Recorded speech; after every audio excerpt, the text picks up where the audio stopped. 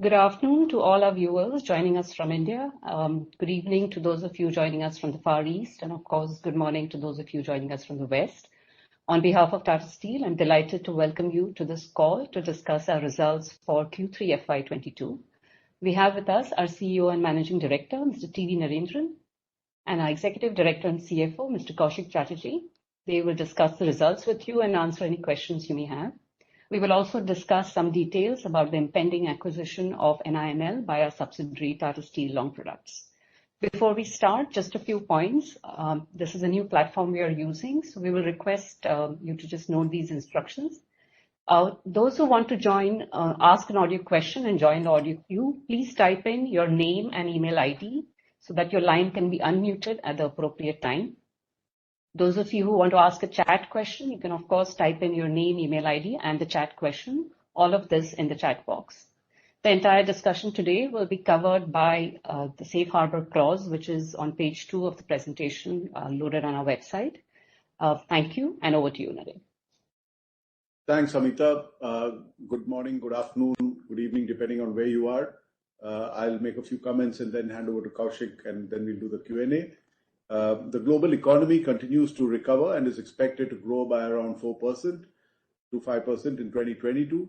And the overhang of COVID, uncertainty related to geopolitics, and the expectations that global central banks may have to tighten monetary policy faster remains a key watch point. At Tata Steel, safety, health, and well-being of all employees remains a key focus area. And so far, 99% of our employees have been vaccinated for the first dose, and 96% have been fully vaccinated. Talking about the industry, steel prices have moderated across key regions, including the Western markets, but continue to remain elevated compared to a year ago. The spreads, though, have softened on the back of higher raw material prices and energy costs. In China, the supply-demand fundamentals remain steady. Decline in production amidst ongoing curbs has offset some of the pressure on demand due to the property sector. We expect regional prices to remain at elevated levels. During third quarter FY22, Indian steel demand rose by 13% quarter on quarter, and government spending drove the demand in infrastructure and construction goods. We expect demand to continue to improve as the third wave of COVID begins to ebb. Domestic steel prices have started to increase with improving demand across segments, and looking ahead, the increased allocation to infrastructure spending in the budget will have a multiplier effect on the economy and is likely to create a demand across product categories, including steel. Moving on to a performance during the quarter. During the quarter, Tata Steel India's crude steel production improved 2% quarter on quarter to 4.81 million tons. Domestic deliveries have risen similarly quarter on quarter and have continued to witness a steady pickup, driving improvement in product mix. Automotive sales remained flat despite the auto production being down by 9% quarter on quarter. This quarter, we developed 33 new products in India across segments and continue to focus on value-accretive growth in chosen segments and on bottom-up initiatives to drive growth. For instance, this has led to more than a 50% increase in Tata Discount retail sales during the first 9 months of the current financial year. In terms of growth and capacity, our 5 million ton Kalinganagar Phase 2 expansion, including the pellet plant and cold rolling mill, is progressing well, and I am happy to share, as you are aware, that Tata Steel Long Products has been declared the winning bidder of Neelachal Ispat Nigam Limited. This acquisition will enable us to significantly ramp up our long products portfolio instead of waiting for 5 to 10 years to develop a new site, and also to benefit from the growth in infrastructure in India and the retail housing growth in semi-urban India. We will leverage our retail brands, particularly Tiscon and a pan-India distribution network, to drive scale, profitability and cash flows. In terms of our sustainability journey, our focus is wide and encompasses the entire value chain, and we became the first company in the world to conduct trials to inject coal bed methane gas into a blast furnace in a bid to reduce emissions. We have also begun to export LD slag from India, steelmaking slag to make cement, thereby utilizing and driving recycling. On Europe, the steel demand in Europe is back to pre-COVID levels, though our key customer segment, that is the auto segment, continues to be affected by chip shortage issues. Our steel production in Europe was broadly flat. Despite this, the deliveries rose quarter on quarter by about 2%. Our packaging and auto contracts have also been renegotiated at higher prices during November and December, and this will start flowing through from this year. So because of this, we expect Tata Steel Europe to continue to improve its performance. We remain watchful of energy prices, particularly for the next financial year. I will now hand it over to Koushik to comment on our financial performance. Over to you, Koushik. Thanks, Naren, and good morning, good afternoon to everybody on this call. Trust all of you are safe and well. Let me start with the financial commentary. Tata Steel has delivered strong operating and financial performance during the first 9 months of the current financial year. In the third quarter, consolidated revenues were at 60,783 crores, which was broadly stable, while EBITDA of 15,853 crores translated to a margin of 26%. This is despite the significant surge in the international coal prices and the elevated energy prices in Europe. At Tata Steel standalone, the EBITDA was 12,167 crores, which is a margin of 38%. During the quarter, the higher coal consumption cost of around $85 per ton was partly offset by the decrease in the royalty-related charges. As you know, in the previous quarter, we'd taken the half-year charges. The royalty and taxes expenses in the second quarter was about 2,300 crores, but as I said, it included additional royalties for 2 quarters. The third quarter royalty charges are normalized, and at current prices, the royalty basically ranges between 1,000 and 1,200 crores. In Europe, our revenues improved by 7% quarter-on-quarter and 56% year-on-year to 2.25 billion during the quarter, with a steady increase in market prices translated to the P&L. Reported EBITDA for the quarter stood at 290 million pounds, which is marginally lower than quarter-on-quarter. This is primarily because of the higher coal prices, which were also offset by somewhat by the lower iron ore prices. The EBITDA was also impacted significantly by the energy cost in Europe and the repair and maintenance costs. The consolidated finance costs are higher at about 512 crores. This is largely due to non-cash charge due to prepayment of 715 million of the senior facility agreement at Tata Steel Europe during the quarter. Upfront loan costs are typically amortized over the loan tenure and have to be expensed when the loan is repaid earlier than planned. Excluding this charge, the finance costs for the quarter are lower and in line with the lower debt numbers. Taxes paid are broadly in line. In the second quarter, there was a credit on account of carry-forward losses of Tata Steel BSL upon merger, and as a result, the third quarter tax appears to be higher by about 1,000 crores on a quarter-on-quarter basis. Our cash outflow on consolidated capex for the quarter was about 2,790 crores. Taking 9 months into account, it was about 6,400 crores, which is well within our earlier guidance. Focused working capital management has helped us to limit the increase in the working capital to 2,000 crores, and coupled with strong operating performance, this has led to a free cash flow generation of 6,338 crores during the quarter. For the 9 months ended, the company has generated 13,214 crores. As Naren mentioned, we are happy to share that Tata Steel Long Products has been declared the winning bidder for the acquisition of Neelachal Ispat Nigam Limited. We expect to close the acquisition before the end of this financial year. Tata Steel will front-end the acquisition financing, even though the bidding entity is Tata Steel Long Products, and will largely fund through internal accruals and some short-term bridge funding.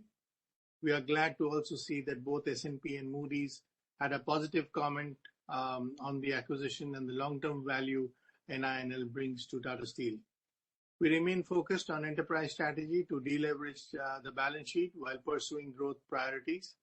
At the start of the financial year, we had set a target of achieving investment grade level financial matrices, and we've got there by within the first 6 months. We have repaid about 17,376 crores of our debt, and our net debt as of December stands at about 62,869 crores. As a result, our investment grade matrices have further improved. Our net debt to EBITDA has come down shade below 1, while our net debt to equity has improved to 0.68 in the third quarter. Our group liquidity position remains strong at about 20,695 crores, including 9,700 crores of cash and cash equivalent. With the NINL acquisition, I don't expect the credit matrices of the company moving much at the end of the financial year, and we would continue to deleverage during the fourth quarter and beyond. With this, I will end my comments and open the floor for questions. Thank you very much. We will now begin with the question and answer session. We will be taking questions on audio and chat. Please note that this conference is being recorded. To join the audio queue, please mention your full name and email ID in the chat box. Kindly stick to a maximum of 2 questions per participant and rejoin the queue should you have a follow-up question. We will unmute your mic so that you can ask your question. To ask questions on chat, please type in your questions along with your full name and email ID in the chat box. We have also shared the template for asking the questions in the chat box for your convenience. We will now wait for a moment as the queue assembles. Our first question from the day is from Pinakin Parekh of JP Morgan. Please go ahead. Yeah, thank you very much, everyone, for the opportunity. I have 2 questions. My first question is on the Neelachal Ispat acquisition. Now we understand the logic of the large land bank and the iron ore mine, and the company has talked about taking the capacity from 1 million to 4.5 and eventually to 10 million tons. My questions on this is the acquisition would make a lot of sense if the capacity is built out much more quicker than what a normal blast furnace capacity addition would do, which means that the addition plan has to be front loaded and ideally it's an induction or mini blast furnaces. Given Tata Steel Long Product has a very small balance sheet, how does Tata Steel plan to execute this expansion plan, and would it make sense to eventually fold Tata Steel Long Products into India? Kaushik, you want to comment on that? Yeah, so I think the point is valid as far as front-ending our capex is concerned, and that's exactly what we are looking to do, which is why we've announced that it will be a parallel track between restart of the existing plant as well as setting in motion the capex execution. Not sure why induction furnace or electric arc furnace will be faster than a blast furnace. I think we can do it on the same basis. I think we just need to ensure competitive level of cost, and with our own iron ore mines, it would make sense for us to do it in the blast furnace mode. And from a productivity point of view, mini blast furnaces won't serve that purpose, Pinakin. So I think it will be from that perspective. As far as the funding is concerned, as with the acquisition, I think it is important for us to mention that it will be Tata Steel which will be taking on the load of the financing, and we will structure it in a manner such that Neelachal gets the capital to invest, not necessarily burdening it on Tata Steel Long Products. As far as your last question on merger is concerned, both are listed companies, so wouldn't want to comment on it. But I can only say that managerially, from an operations point of view, as well as running that entity, all 3 units, which is Tata Steel Long Products, and Neelachal, will work seamlessly as we have been working with Tata Steel Long Products. So I think that will continue without any barriers as far as entities are concerned. Pinakin, if I can add to what Kaushik said, there are ways to do it quicker, even with the blast furnace route, because we are in the process of expansion. We have configurations already in place. You could decide to replicate that as far as the iron making is concerned. That is one. Secondly, whatever we invest in, we are also conscious that it has to be carbon efficient, because the carbon footprint is going to be important going forward. And so the size of the facility, the scale, etc., plays a very important role there. But I think your larger point is valid. The faster we can grow, the better, and that's what we will plan for. The next question is from Amit Dixit of Edelweiss. Please go ahead. Questions. The first one, again, continuing Pinakin's point, in the long to medium term, what kind of sustainable EBITDA per ton you are looking from NINL? And in particular, I just wanted to understand the reason for the seemingly aggressive bidding. That is the first question. The second question is essentially on a more database question, that what is the coking coal cost you incurred in Q3 and what is the likely cost in Q4? Thank you. Thanks, Amit. If you look at Neelachal, and obviously the long-term EBITDA will depend on the steel prices and spreads. But generally, if you look at it, it is an integrated facility. It has iron ore available without the premium that we will have to pay if we were to bid for a new iron ore mine. So if you look at the cost base and the size that it can come to, it can certainly produce long products at a much cheaper rate than, let's say, Tata Steel Long Products is doing today. So if I were to look at the EBITDA, it would be Tata Steel Long Products Plus, because, and to be fair, even comparable to Tata Steel Long Products EBITDAs, because the iron ore will be at cost, and the iron ore mine, which is at 100 million tons, we believe can also, I'm sure there are more reserves we need to prospect and look at it. So there are advantages there on the cost base, and the scale, of course, can be built. Like we said, it can go to about 10 million tons. A lot of the infrastructure is already in place. Unlike a greenfield site, this is a site which has the roads, which has the railway lines, which has a lot of logistics related infrastructure already in place. And we have the advantage of being next door to Kalinganagar, where we've already built a lot of infrastructure which can be shared with Neelachal, different companies. So we obviously need to look at transfer pricing and things like that. But overall, it will be a very, very cost efficient and a world-class site, the way we see it. For your second question, Amit, if I can take it, our coal purchase cost in India was about, in the second quarter was about 167, which increased to about 269 in the third quarter. So that's how we look at it. And our consumption cost, however, was about $230. So the consumption cost, or rather the cost of coal went up by about $80 for India, quarter on quarter, Q3 to Q2. In Europe, it was about 50-55 euros per ton. And Q4, we expect India to go up by about $40 and Europe to go up by about 30-35 euros. But Europe also has the advantage of lower iron ore input costs, which have been 30 euros less Q3 to Q2 and will be 30 euros less Q4 to Q3. The next question is from Indrajit Agarwal of CLSA. Please go ahead.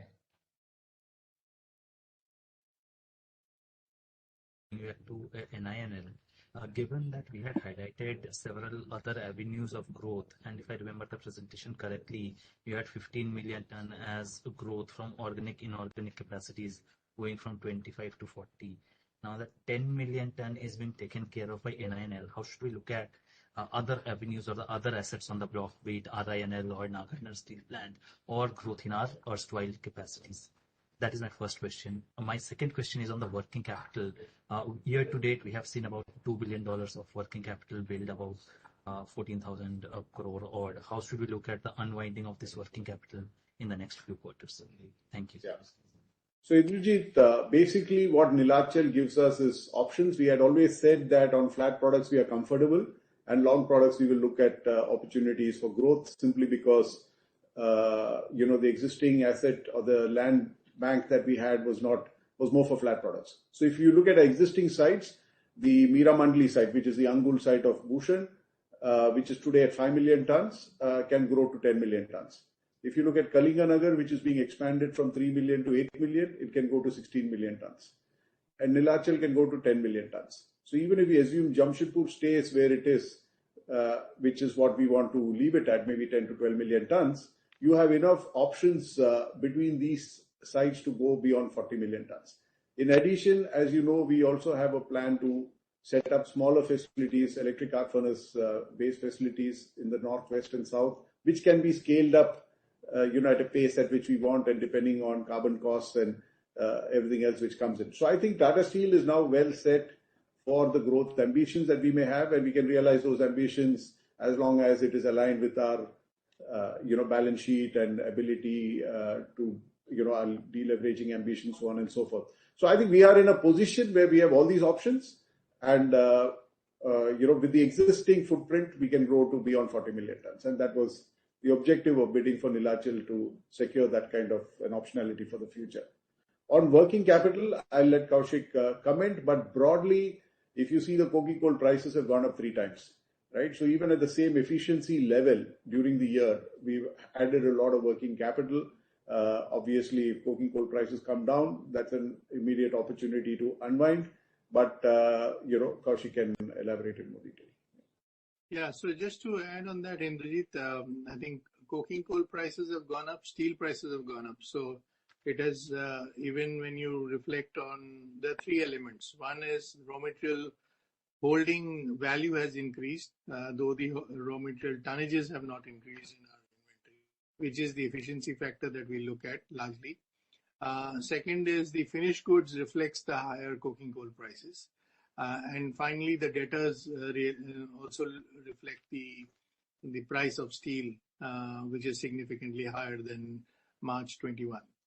So all of them together has resulted in this increase, and we will certainly look at reducing them as we go forward. So we have in the third quarter itself been looking at releasing, as far as India is concerned, we are putting special efforts. So we should come down to a more normalized in the next couple of quarters, because we see the volatility playing out over the next quarter or so, because we will see further coking coal price increase in this quarter, but we are taking actions on the physical tonnages and number of days of holding, etc.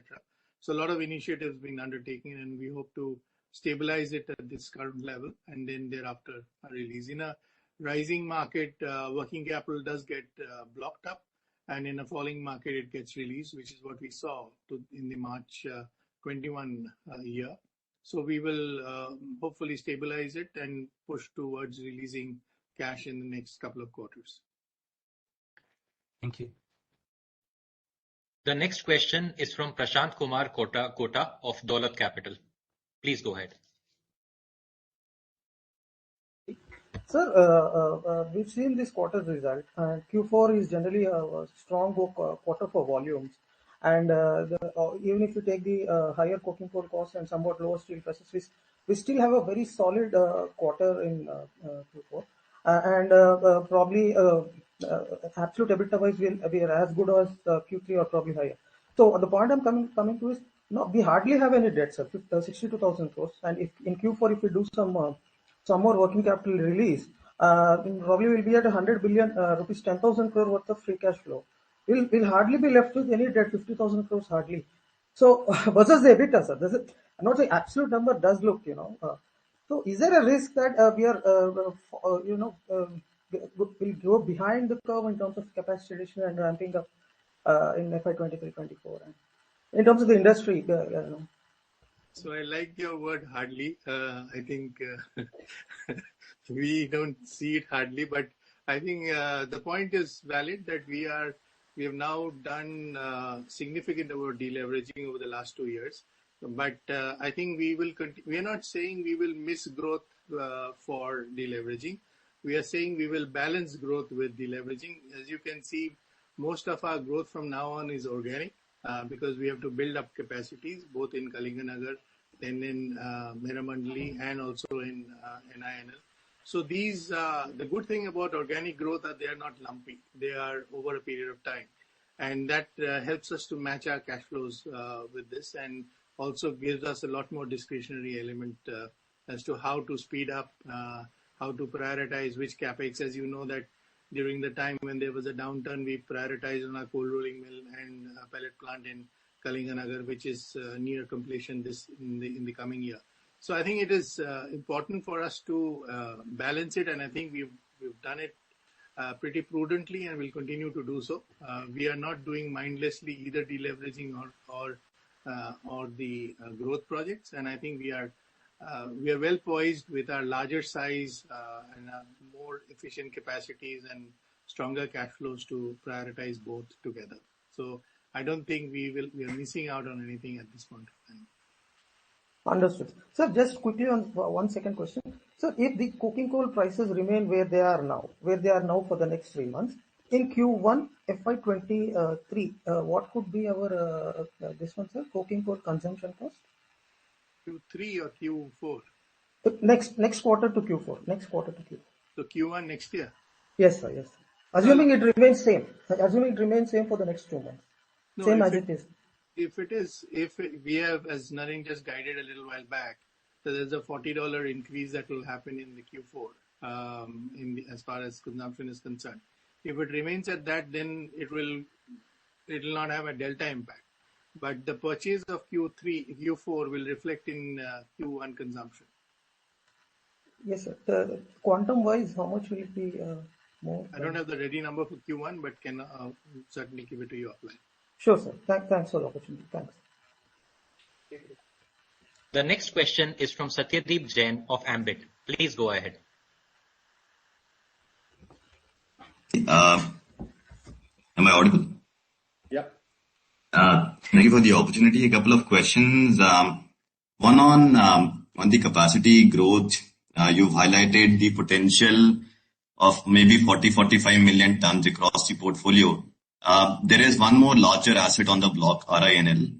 Given that you have so much optionality in your current portfolio, would you say no, the current portfolio meets our requirements and we don't look at any other acquisition, or would that still be a consideration for you? Because we are hearing about growth and deleveraging. Where does capital return fit into your capital allocation options when we look beyond next year? And tied to that would also be decarbonization. Are you adding blast furnaces in the next multiple years in NINL in the entire Indian portfolio? And these blast furnaces would have 20-30 year life. So would you foresee blast furnace in your portfolio through 2060 possibly? That would be the first question. I'll come to the second question after that. So, Satyajit, I'll address the blast furnace part and let Kaushik talk about the capital part which you asked.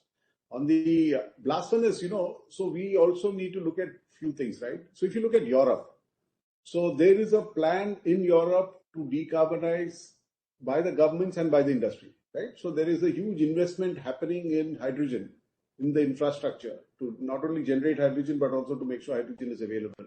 And there is already a gas infrastructure in place.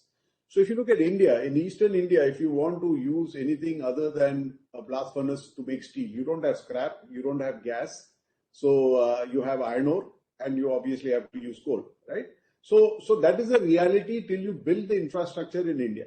Secondly, India obviously has announced a 2070 net zero goal. So the policy roadmap is what we are discussing with the government, because this transition is expensive and complex, and like in Europe, unless it is supported by government policies, it is cost negative for anybody to do anything which reduces the carbon footprint without any support. So I think that is a challenge we are dealing with in India. So what we are looking at is, firstly, how can we run very efficient blast furnaces with world benchmark as far as carbon footprint is concerned? Hence, I'm relating it to the earlier question on smaller blast furnaces and bigger blast furnaces. Secondly, how can you inject things into the blast furnace to reduce the carbon footprint, right? And recently we talked about the carbon CBM, the coal-based methane, coal-based methane. That's another, because that has hydrogen. So you use that, you reduce your coke rate. Third is operating efficiencies as it is. We have reduced coke rate by more than 100 kilos per ton over the last 3 years.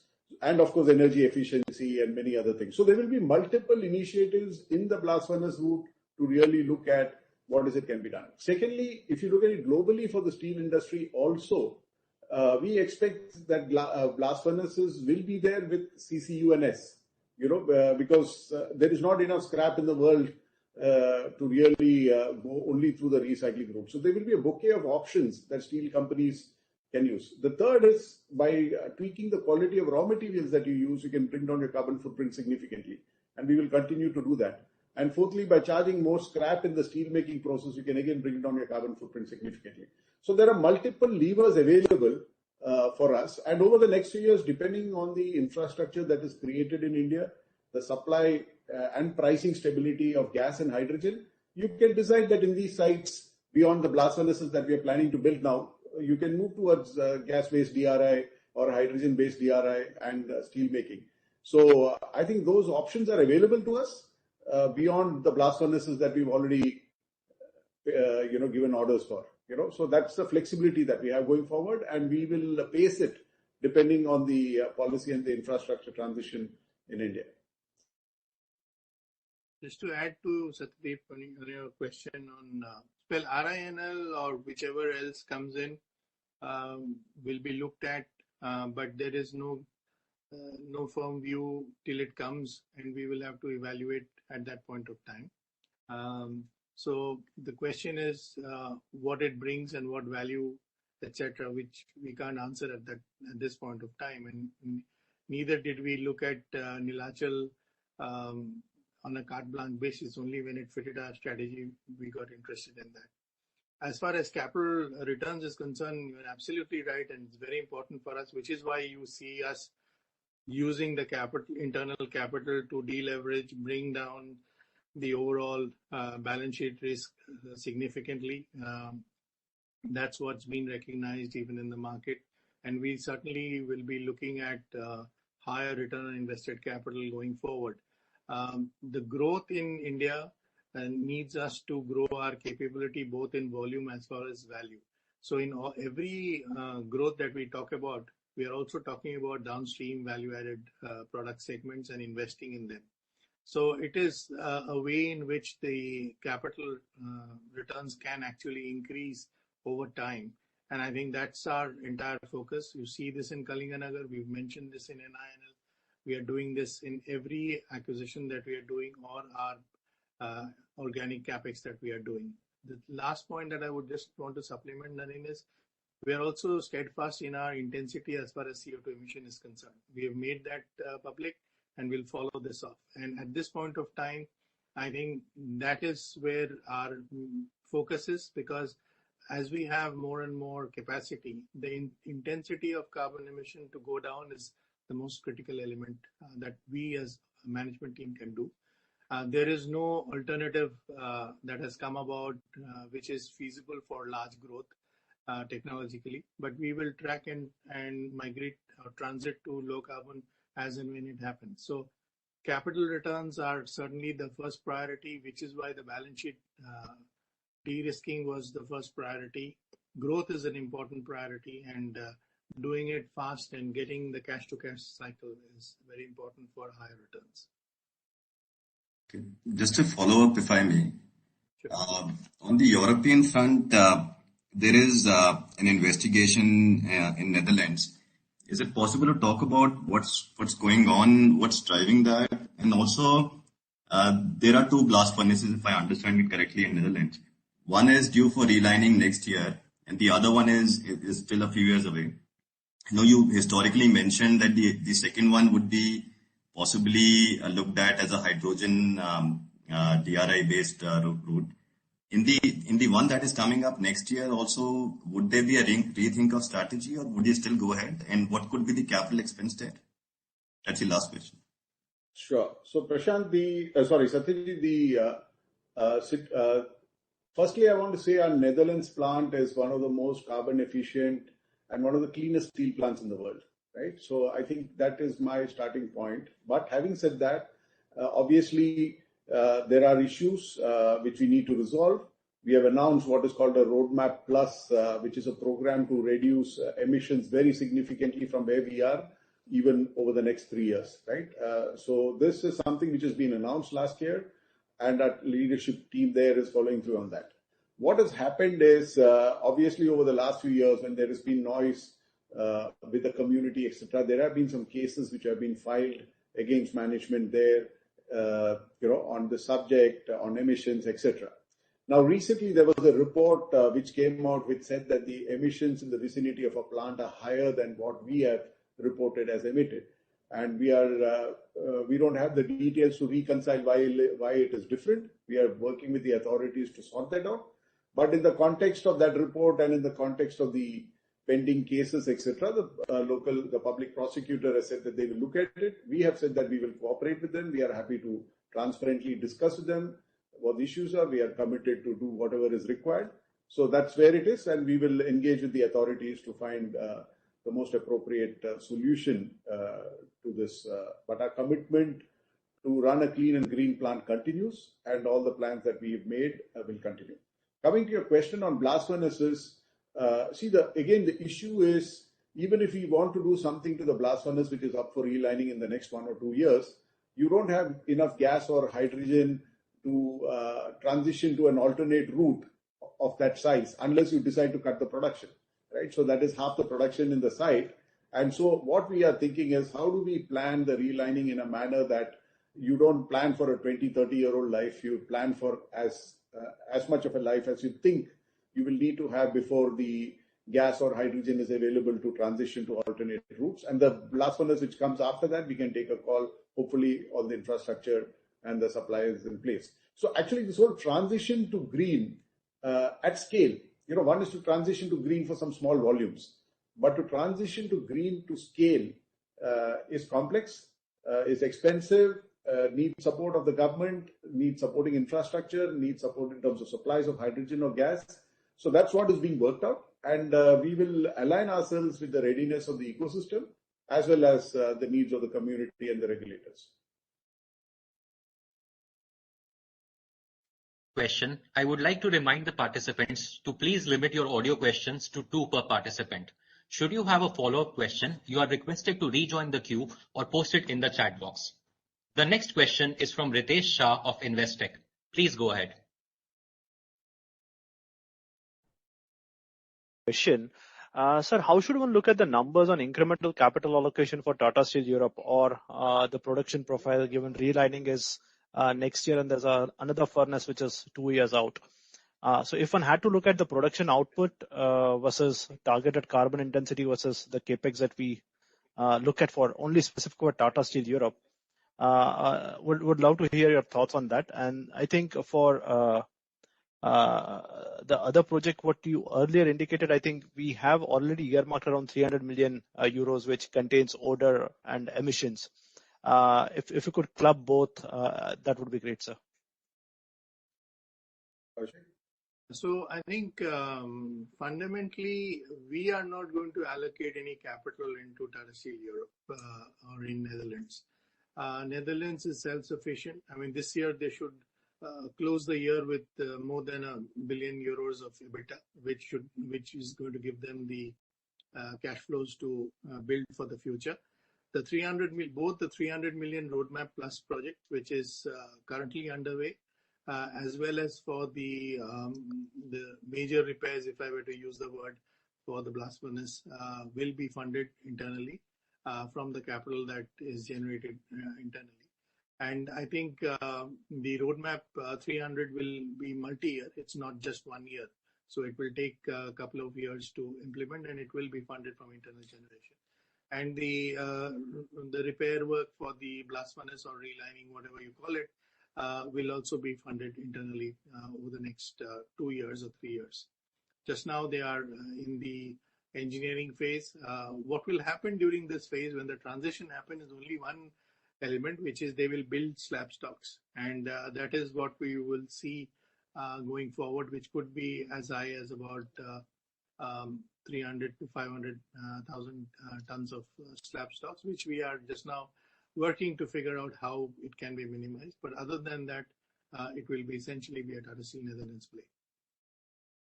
Right. So just continuing to the question, I think one of the key concern over here is the capex intensity for any green hydrogen related project. It's very high. So what is the direction in which the talks are going with the government? Basically, we had earlier indicated looking at UK and Netherlands as 2 separate assets.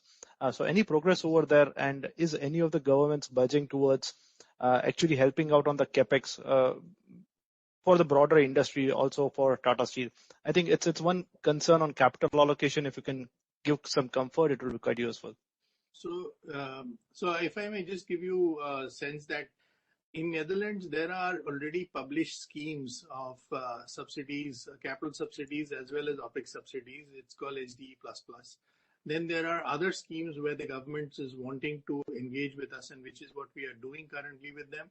So in Netherlands, at least, because it helps in decarbonizing the country as we take carbon out. So in many of these projects, the capital allocation in Netherlands will, or in the transition toward for the decarbonization, will be funded A, through internally, and B, through the government subsidies, and C, indirectly, because of the high prices in Europe, it will be effectively indirectly be paid by the customers. So I think this is the 3 approach that we are seeing.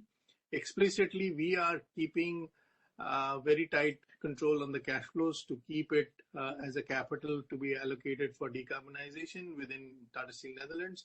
Second, I think there's active conversation going on, which they want to speed up, because it is important for Tata Steel Netherlands to say that they will comply with the 2030 targets that Netherlands have kept for itself and EU has kept for itself. So therefore, there is an acceleration of those conversations. And finally, as you're seeing the market remaining strong to give us that delta to fund it. So I think that is the 3 approach. And I think over the next 12 months, we will get a very good idea as to how the government program on capital allocation and capital subsidies will happen. But it will also extend to OPEX, because when you move towards hydrogen-based, there will be an OPEX cost that also will have to be supported, which is what the government in Netherlands is also talking about. So the program is CAPEX and OPEX, because fundamentally it's a full transition to a low-cost economy. Sure, that's very useful. Just second question: how should one look at spreads for India and Europe? You have indicated on the coking coal consumption cost movement on a sequential basis. Are we confident of price increases to maintain similar levels of EBITDA given demand? Is it good or bad? Some color over there would be quite useful. Thank you. Yeah. So as far as India is concerned, both Europe and India will see some impact of the input costs. The energy cost in Europe will be largely flat quarter on quarter, but Europe will see the impact of higher coking coal input costs, lower iron ore costs. India will see the impact of higher coking coal input costs, like I said, about $40 a ton. As far as realizations are concerned, in India, we will see a quarter-on-quarter reduction in the realization simply because long products is positive quarter-on-quarter, flat products is negative quarter-on-quarter. But more importantly, exports is significantly negative quarter-on-quarter simply because in Q3 you were servicing orders booked in August, September, October, whereas in Q4 you'll be servicing orders which you booked in November, December, January, right, before the prices have started going up. So we will see that impact. So we expect, but the volumes will be higher in this quarter compared to the previous quarter, which will offset some of the reduction or the margin squeeze that you will see. So overall, Europe, we see it more positive from a margin point of view, simply because we will have the benefits of the higher auto and packaging contracts that have been renegotiated in November and December, and which will flow through from January. Whereas in India, you will see a margin squeeze. But the volumes in both places will be higher than the previous quarter. The next question is from Amit Murarka of Axis Capital. Please go ahead.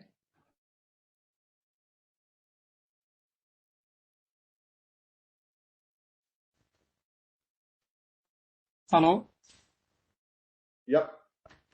Yeah, hi. Thanks for the opportunity. So my question was again on Europe. So we have seen spot prices actually coming off, and while you have said that in Q1 CY22 some contracts have been renegotiated up, but how do you see the general direction of realizations in Europe given the situation of softening spot prices?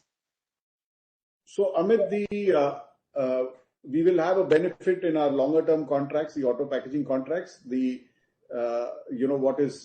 spot market certainly is seeing a softening, but overall we are guiding that Q4 will be about 15 to 20 pounds per ton higher than Q3. Right.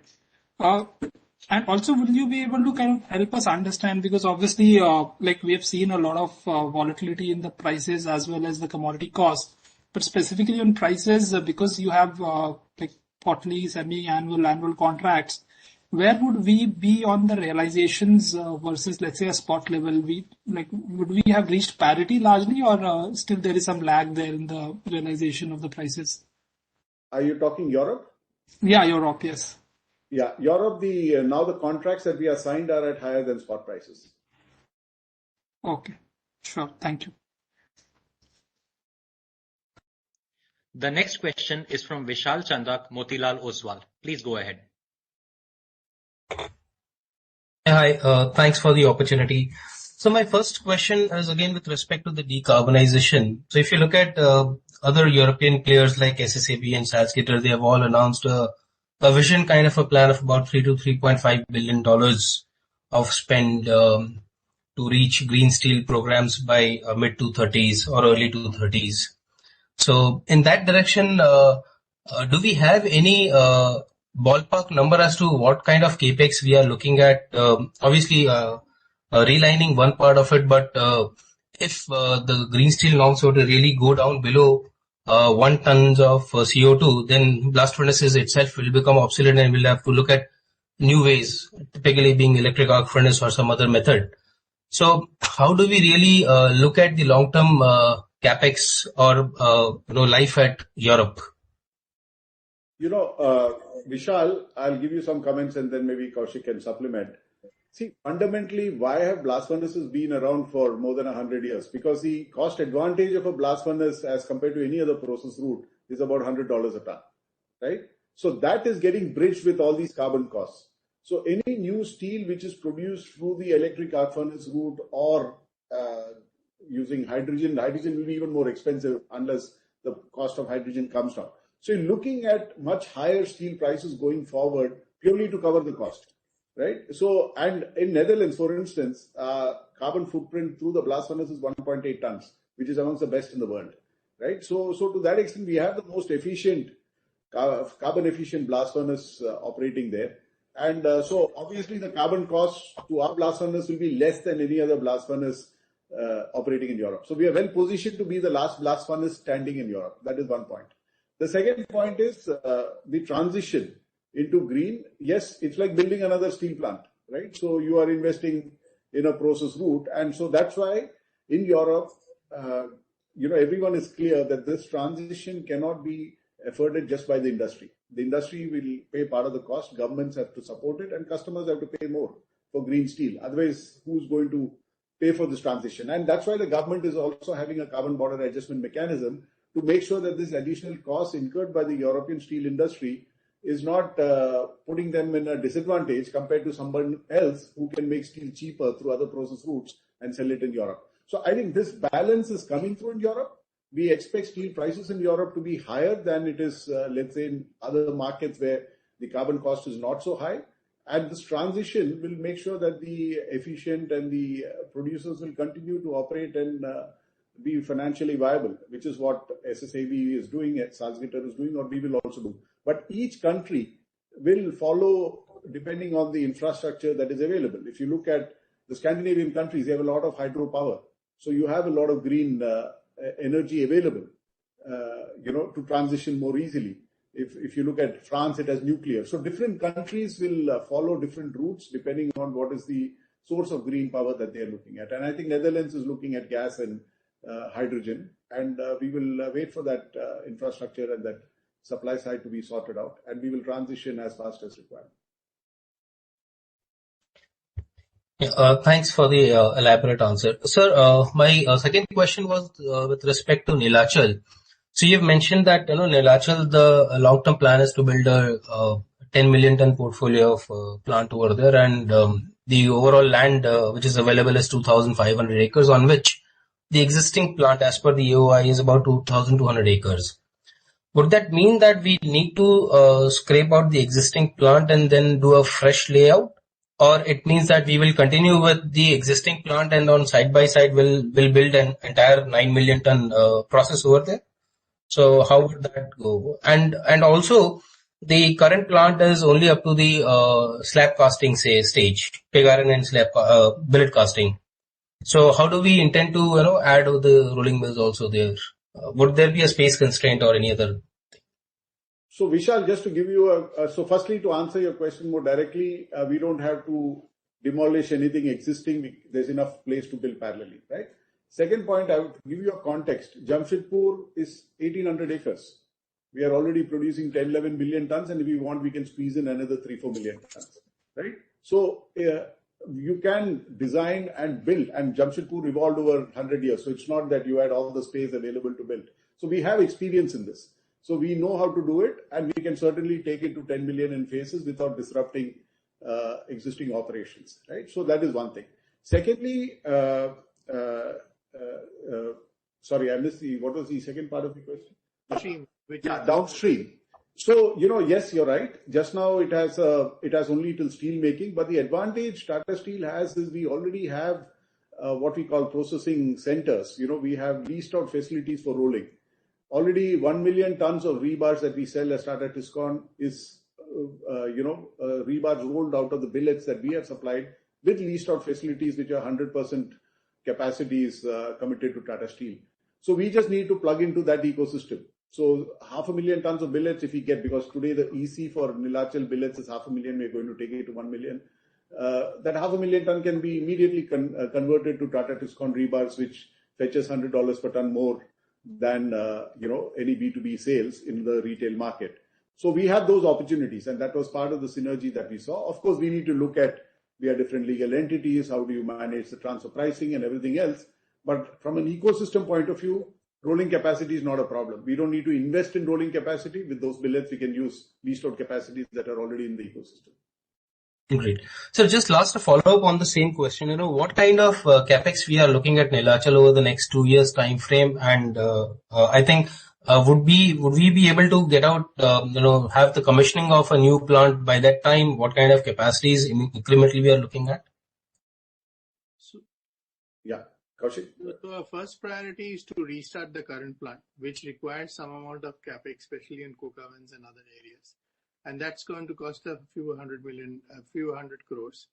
But once we do that, so we are going to run the new plant on a parallel basis, and that's the work. Once the transaction gets closed, we will get a better feel of where the layout would be and how we would be looking at doing the pre-engineering and implementation. But certainly, we will come out and demonstrate the timelines for the completion of that, or build up of that part of the expansion, which will be about 3.7 million tons, roughly, to add up to 4.5 million tons in the first phase. So that's something which I think in the next few months we will be able to be in a better position post the closure of the transaction. Sure. Thank you very much, sir. Before we take the next question, I would once again like to remind the participants to please limit your questions to 2 per participant in the audio form. Should you have a follow-up question, you are requested to rejoin the queue or post it in the chat box. The next question is from Sumangal Nevatia of Kotak. Please go ahead.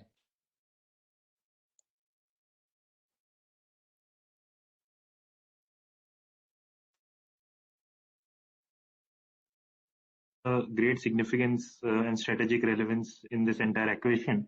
So if one can share what is the overall reserves we read, it's around 100 million tons, but what sort of steel capacity it can support? Are there any unexplored opportunities of reserves there? And will this entire 4.5 odd million ton steel plant eventually will be integrated for iron ore? Yeah. So Sumangal, what we know from what we have is that there's at least 100 million tons of iron ore, but we haven't had enough access to explore further, which we will do. And again, because we have a lot of experience in the subject, doing mining for 100 years, and we have our own geologists in the team, we are sure that we will find something more than what has already been reported. So we will comment on that once we've had access and seen it in more detail. I think what we've done with Neelachal and all our other acquisitions is we've secured iron ore beyond 2030. So whatever be our capacity as Tata Steel, whether it's 40 million, 50 million, I think we have within Gandalpada, Kalamang, Vijaya mines from Usha Martin, and now the Neelachal mines, we have enough to take care of our needs over after 2030. Of course, costs will be different. Of course, Neelachal is without the premiums that we've had to bid for in the others. So we can average down the costs. And because we have clarity of iron ore beyond 2030, we can now start building the infrastructure for that, the slurry pipelines, the transportation infrastructure. Because earlier we were limited by the fact that we didn't know where our iron ore mines would be after 2030. So these are the advantages that we have. As of now, we are self-sufficient. Not as of now. I think for the foreseeable future, we'll be self-sufficient as far as iron ore is concerned. And I think that is what has been our what we've done over the last year or two through the auctions as well as through Neelachal and Usha Martin and Bhushan, because all have come with iron ore mines. Understood. My second question is more of a top level question. Just want to understand what is the logic of running this as a separate company, given that we have so much of common infra and synergies with KPO. We are paying extra royalty for the iron ore transfer, and we also have a long product division in Jamshedpur, and overall the management bandwidth is also well distributed. So all the reasons why we kind of merged Bhushan also valid for merging Tata Steel Long Products. So just want to understand the rationale of currently operating it as a separate company.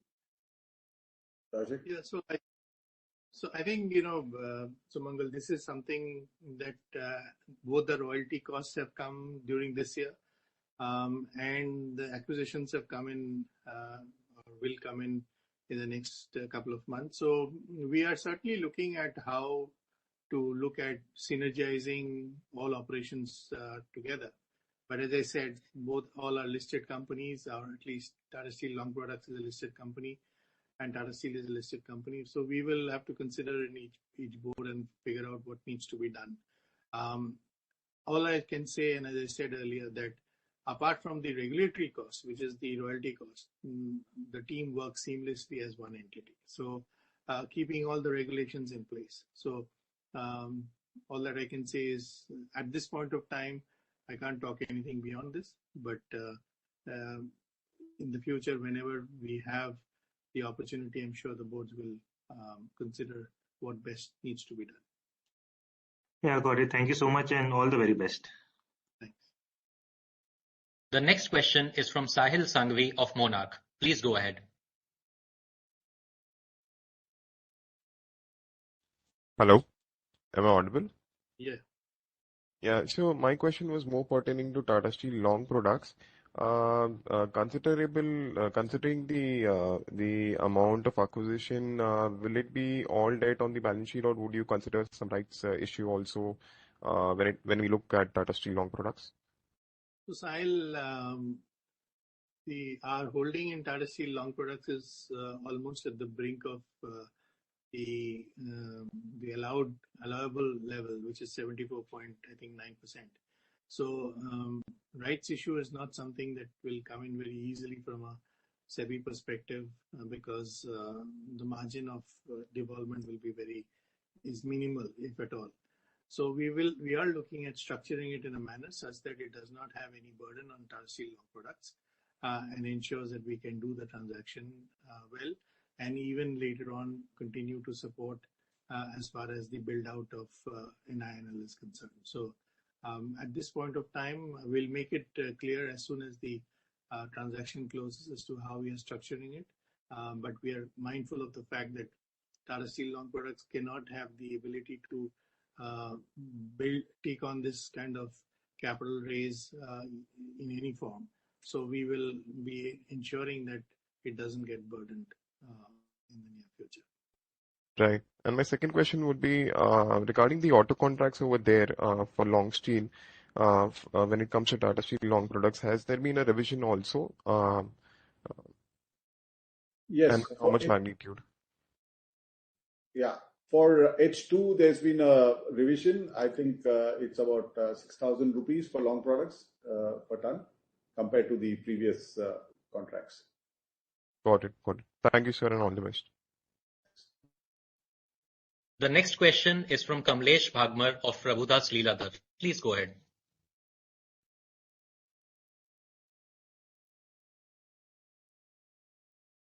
Like say realizations in India. So how much drop can we see there? Question clearly. Samita, could you hear it? Realization in India and what about? Our drop in Q4 in India. Okay. So Q4, the way we see it for India, it will be about 3,500 rupees per ton lower than Q3. So just to break it up a little bit, in long products, it will be, when I'm not talking of Tata Steel Long Products as a company, but long products as a business, it will be on the higher side. Flat products will be on the lower side, but the biggest impact is going to be the exports, which is at significantly lower NRs than what we have exported last quarter. So the net impact is currently, as things stand, about 3,500 based on what we see in February and March. If things change very significantly because now the sentiment is more positive than negative, then we will of course stand corrected.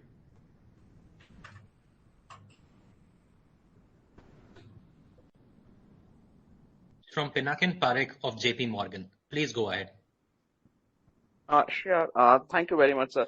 So just going back to the European question now, your peers have, announced more aggressive plans in terms of ArcelorMittal with the French government, SAB. Now you mentioned that, it is still at preliminary stage, and you highlighted that, whatever capex has to be done from those balance sheets.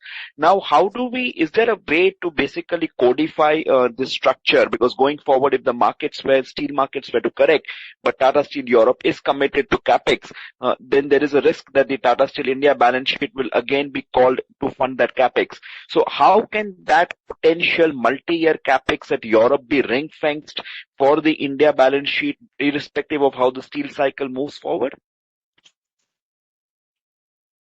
Pinakin, I think there are two things here. One is we are talking about Netherlands because that is the most in the most advanced stage, if I may say so, from a project point of view, and conversations is more expeditiously done with the government of Netherlands. So as I said, there is a program that they already have, a subsidy program which supports decarbonization, and there is a process where you prepare application, submit the same, discuss with them, and move forward. Earlier, the Netherlands government was more focused on CCUS, and that transition has happened now, or almost happening, that they recognize because there are societal pressures on CCUS also, or environmentalists are talking about not as a solution, but as a temporary way of capturing carbon. So the programs are also getting changed. There is going to be a gap between announcement, talk, and actual execution by whoever it is. And I think we can be aggressive and say a lot of things, but end of the day, it will take time. The hydrogen networks are being done. In Netherlands, for example, the existing gas network, they want to convert it into a hydrogen network. These are not overnight plays. This will take time. Our own engineering systems, our transition plan is underway. Almost every week we look at how this transition is going to happen, how we're talking to the OEM suppliers on capital equipment, so what kind of equipments will happen, which is the furnace which will be addressed or taken out first, etc. So a lot of work is happening also on the same basis. And the estimation of capex, the spend will happen over 4, 5, 6 years, maybe longer. So I think the fundamental managerial focus that we have as a management team is to ensure that Tata Steel Netherlands takes advantage of the current market conditions, creates the capital for the transition, and then seeks the support of the government. And if the CBAM gets implemented by 2025, you can be assured that the prices will continue to be holding at a much higher level, which gives us advantage to create more internal capital. So I think it's not just a philosophy, but this particular year, FY21-22 itself, should give us enough of the seed capital to start a fair bit of the project as and when it comes. So I think that's how we're looking at it. The reason why we are saying that it is to be done by TSN, it is because that we see that Tata Steel Netherlands has the ability to create the internal capital to do a fair bit of the project, supported by the government schemes and programs for the decarbonization and transition.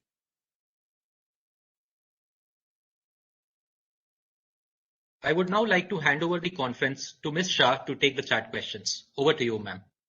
Yeah, thank you, Kinshuk. So we have quite a few chat questions, and we've tried to collate them and answer as many as we can. First question, I think, is on iron ore. For all Tata Steel India entities put together, what is the current production level versus requirement? How do you see this moving forward? And are we looking at merchant sales volumes from India? So as far as iron ore is concerned, I think we are moving this year from last year's 28 million to about 31, 32 million, and we'll be at some 36 or 37 million by the end of the year. Basically, we are expanding at the pace at which we need to use the iron ore because these are captive mines. Of course, if it makes sense, the government has come out with the recent amendments. We are still waiting for some clarifications. After meeting our requirements, if we are allowed to sell, what would be the royalty, etc., is being sorted out.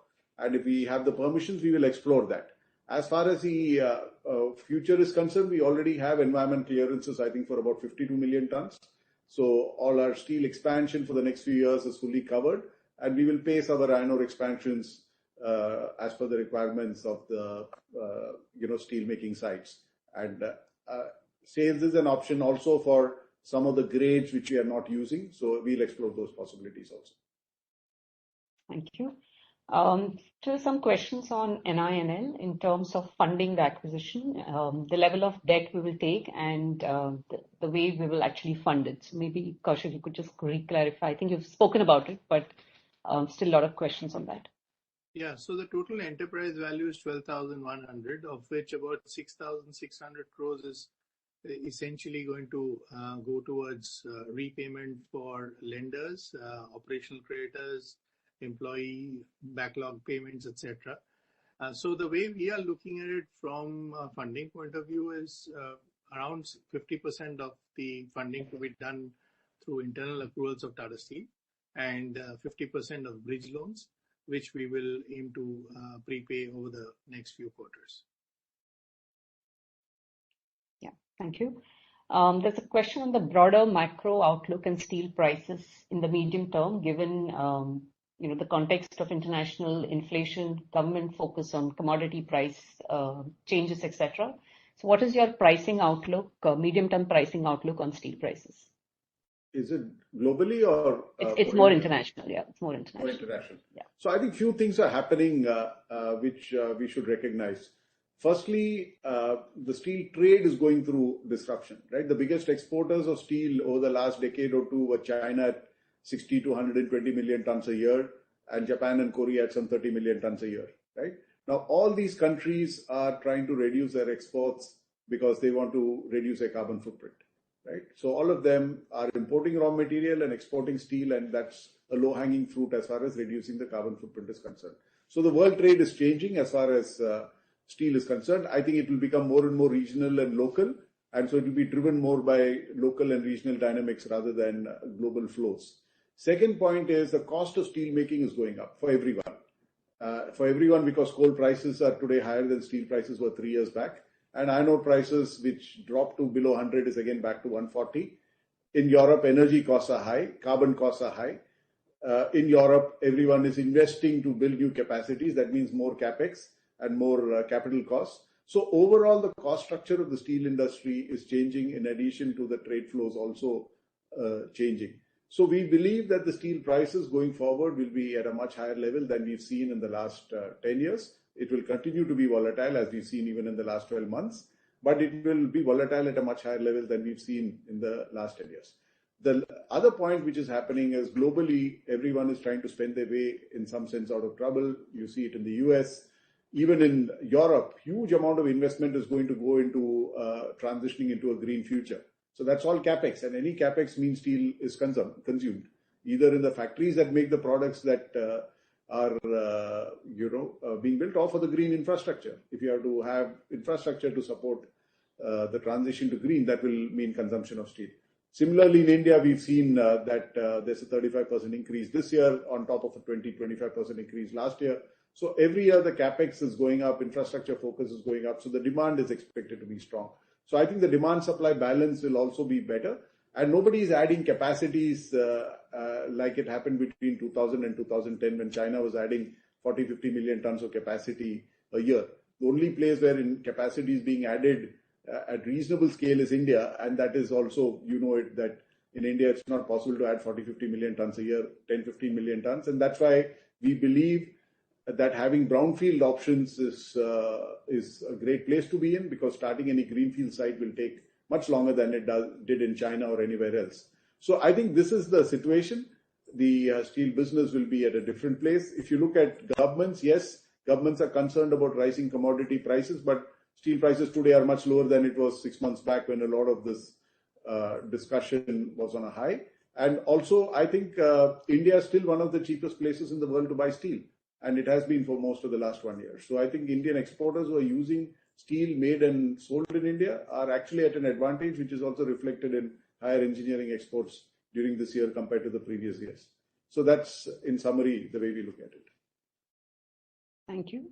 The next question is on the leverage ratio for FY23, or I think actually it says what will be your net debt target for FY23. And a related question on account of the M&A which has come is that since you said there's 50% bridge funding, will you repay that using a US dollar offshore bond issuance, or will that be how will that be actually taken out? The bridge debt? For the NINL acquisition, since you said we're using bridge funding, I think the question is how will the bridge be taken out? That's easy. Internal accruals. I think we're not going to raise bonds to pay back bridge. So I think the very nature of this is essentially that deleveraging will continue, and therefore we will certainly look at it. 23 target, I think ballpark around the same level. We'll be better positioned to clarify that somewhere when our financial results for March come out, because we are in the process of doing our planning.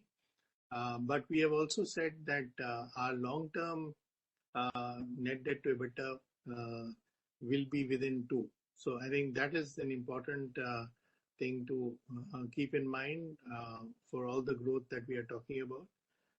And it will be a two-legged stuff between deleveraging and growth, as we mentioned in the past. But in the shorter term, I think we will be more around the current levels. As I mentioned in my commentary, post the NINL with the bridge debt, it will not change very significantly from the levels that we are closing in December. So we should be able to maintain our debt levels. And next year, we should be continuing to do our deleveraging as we will spend on our organic capex. Okay, thank you. The next question is about Tata Steel Netherlands and the investigation which was reported recently. The question is, what is the likely financial impact of this investigation on Tata Steel Netherlands? So just as of now, sorry, Kaushik, go ahead. No, I just wanted to say that as of now, the public prosecutor is basically saying, I will look into it and see what is the allegation all about, because this has been referred to him and complained about. It is not that he has initiated something on his own. So there will be a time when they will come across and see all our data, information, intent. And we have also said that we look forward to this investigation with confidence and cooperation. So I don't think we can estimate anything at this point of time. Let this process get over, and then we will be in a better position. Okay, thank you. There is a question on TS UK. Do you have any decarbonization plans, and can you shed some light on that? So I think on UK, basically we are in conversation with the government. In UK, it's going to be different. Any decarbonization plans will look at how to better leverage the scrap that is available in UK. Unlike most of the countries in mainland Europe, UK has a surplus of cash, of scrap, and is an exporter of scrap. So we're looking at, but the energy costs in UK are high. So any transition plan has to factor in the operating costs of using the recycling route with the lower carbon footprint of using the scrap which is being exported out of UK. So this is a conversation going on with the government. We've submitted our proposals. We are awaiting a response from the government, and we are happy to take it forward as long as we agree on a plan with support from the government, because the transition in the UK cannot be done without support from the government. While the business is standing on its own today, but in the longer term, the transition will need the support of the government. So we are waiting for the government to come back to us. Thank you. The next question, I think this has been partly answered, but there have been many questions, so I'm just going to take it again. Are you looking, the SAIL is, the government might be interested in privatizing SAIL, and they have a large land bank. So would you be interested and would you look at that asset? I think our current position is what we have with us is enough for us to grow from 40 to 50 million ton range, as I described earlier. So we are in a position where we can exercise our options depending on the situation at that point in time. But I think our growth ambitions, at least for the next 10 years, can be met with the land and the sites that we have today. And we'll take a call depending on the situation. Thank you. The next question is on Tata Steel Long Products. The question says that you had announced the merger with Tata Metallics and there hasn't been any progress since. In light of this acquisition, can you tell us your strategy for these two companies going forward? Yeah, so it's so we had some feedback from the regulators, etc. And in light of NINL, we're going to reassess and come back by the end of March to inform where we are headed to. Thank you. And I think this is probably the last or the second last question is on the dividend policy. Is there a change in the dividend payout policy? I see a progressive dividend policy versus robust payout earlier. Any comments? So I think you have seen the dividend outgo last year. It is a function of two things. It is a function of our current and future performance, and also on our capital needs, and certainly on the need to create shareholder value by paying out dividend. We recognize the fact that we have a large retail base also. So we balance all these priorities, and if you have seen the last decade or last 5 years, we have always looked at servicing our shareholder requirements through dividend, while maintaining a prudence as far as the payout is concerned. So as a policy, we do have a policy which is articulated and publicly known in our website. But beyond that, we are re-looking at how best to service our shareholders, keeping in mind our future strategy in place. Thank you. And the last question which we will take, which is again on capital allocation. It says, given the pace of debt reduction, the forecast capex, and the enormous cash being generated by the business, is a buyback something the company will look at in the near future? We'll put it up to the board for sure. But I think on a serious note, I think we have a significant amount of capex. We have given a guidance for capex of about 10 to 15,000 crores in the long term, 10 to 12,000 in the shorter term. Our capex is next year is going to be higher because we are going to pace out on our Kalinganagar expansion and complete the same, so that it in turn can generate the cash flows. So we will certainly look at capital allocation as a very important part. But whatever are the opportunities to create shareholder value, the board is very engaged and will continue to do so. And as a management team, our best job is to ensure that we can create the profitability and cash flows with options for the board. Thank you. I think we've taken most of the questions which were answered. So with that, we will end here. To all our viewers, thank you very much for joining us today, and we look forward to connecting with you again after the next quarter. Bye-bye and take care.